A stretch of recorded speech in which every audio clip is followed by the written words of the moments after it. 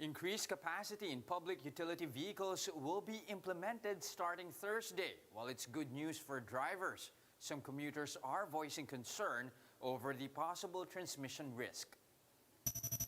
A vaccine expert also reminds those who received their shots more than 6 months ago to be extra careful in their daily routine. This is after reports of some senior citizens acquiring severe COVID despite being fully vaccinated back in March and April. Several tourist spots have reopened their doors to the public, each with their own set of travel protocols. To help domestic tourism gain back its footing, the DOTr has launched free swab tests for local travelers. And from cult horror classics to Squid Game-inspired costumes, celebrities show off their transformation online for this year's Halloween celebrations.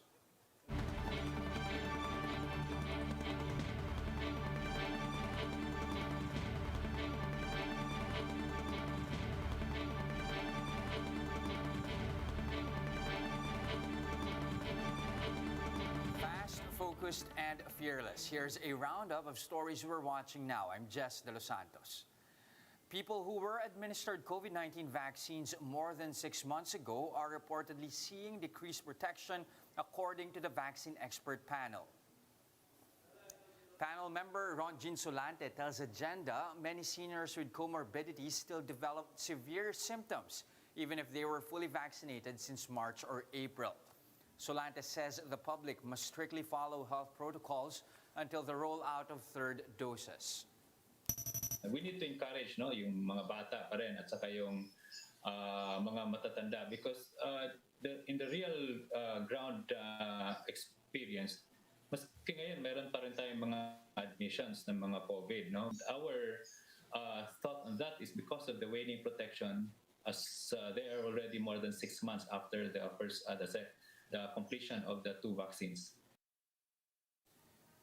The panel also thinks this year's target vaccine population of 77 million is a tall order. Solante says vaccination rate in Visayas and Mindanao remains low and the remaining 2 months won't be enough to catch up. Madaling sabihin yan dito sa National Capital Region, but what about for the other, especially sa mga Visayas and Mindanao, no? I'm not quite positive that we can achieve that 77 million before the end of the year. The DOTr research group is in favor of placing Metro Manila under Alert Level 2 to allow businesses to recover.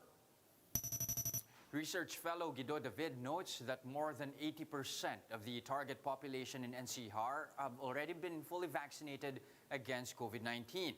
Under Alert Level 2, establishments may operate at 50% capacity from the current 30% under Alert Level 3.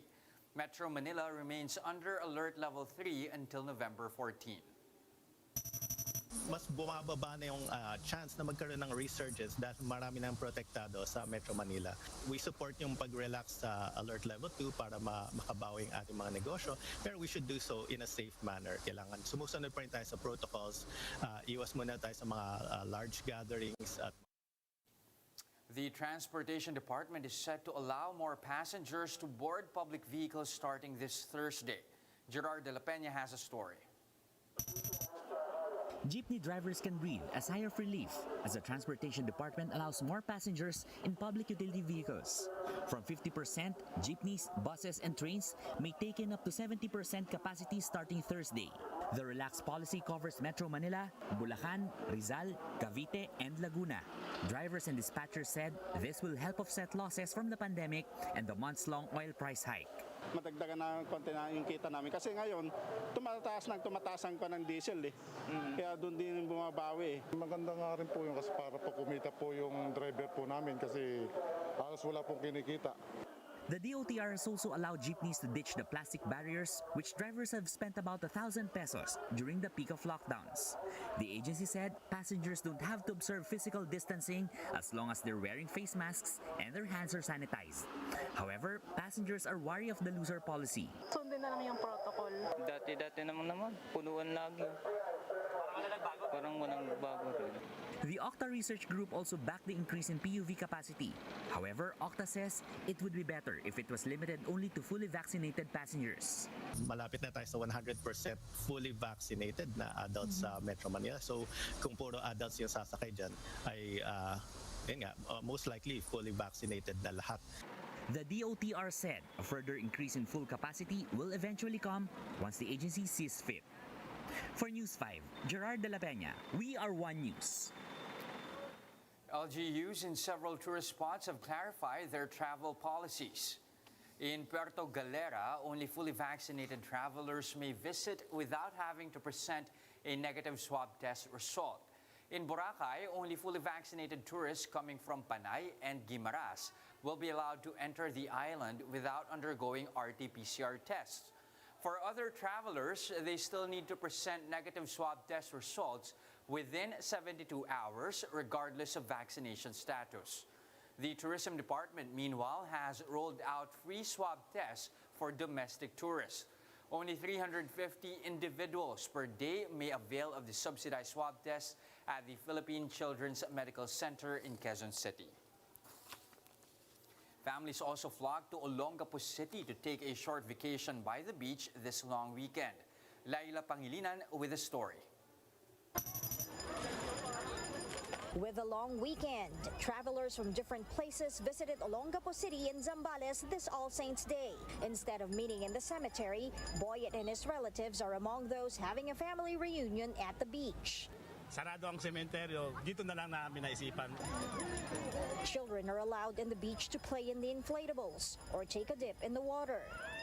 Maganda yung nakalabas talaga, yung nakapag-beach, yung therapeutic salt water. However, the resort's manager suggests that parents bring their kids during weekdays to avoid the crowd. Ngayon lang po kasi yung available yung mga parents ng mga children, so inaalaw na po namin with adult supervision at all time.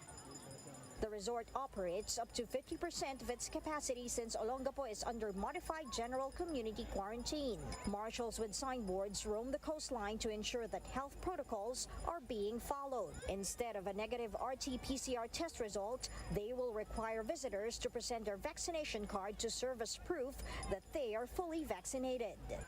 Also, we have safety protocols po. Meron kaming contact tracing, health declaration po, wearing of face mask and face shield. Whole family po are welcome to come na po and visit.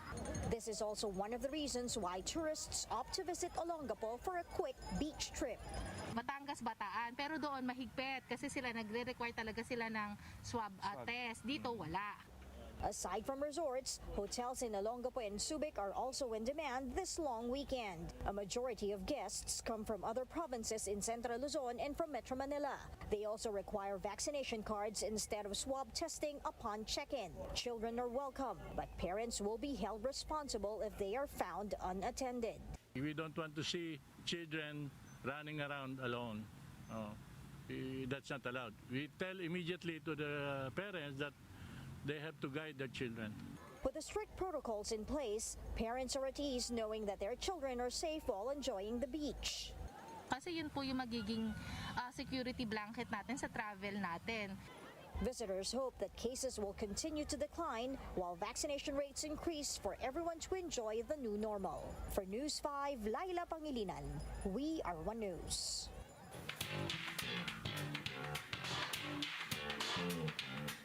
Several celebrities took to social media to unveil their costumes for this year's Halloween. Blackpink's Lisa and Jisoo teamed up this year. Lisa came in as the robot doll from hit Netflix series Squid Game, while Jisoo dressed up as Lalisa herself. Pop star Ariana Grande went big this year, paying homage to the classic horror film Creature from the Black Lagoon. LA Lakers superstar LeBron James also went all out for his costume, channeling Freddy Krueger from the film A Nightmare on Elm Street. Meanwhile, Phil-Am's social media star Bretman Rock and his niece Cleo had fun dressing up as Inosuke and Nezuko from hit anime series Demon Slayer. Here's a quick look at today's other top stories. Oil companies have announced price increase in gasoline starting tomorrow. Gas prices are up by 1 peso and 15 centavos per liter. But some good news, diesel prices will see a 35 centavo per liter rollback. A 30 centavo rollback in prices of kerosene will also be implemented. Maynilad has finished its pipe realignment activity along Sobriedad in Manila this afternoon. Water interruptions were initially scheduled to last until tomorrow. Water supply in affected areas in Manila, Parañaque, Makati, and Pasay is now expected to return to normal starting today. And the Netflix hit series Squid Game has taken over Halloween. People from Hong Kong, Taiwan, South Korea, and other countries wore their Squid Game-inspired costumes for their Halloween parties. The survival thriller series has received 142 million views since its debut. For more updates, visit News 5, the Philippine Star and Business World online. Visit our website, onenews.ph, for more in-depth analysis. You can also catch One News on the Signal Play app. Register for a free account now at www.signalplay.com and stream One News Live anytime, anywhere. Mask on, wash hands, and stay safe, Philippines. I'm Jess De Los Santos. We are One News.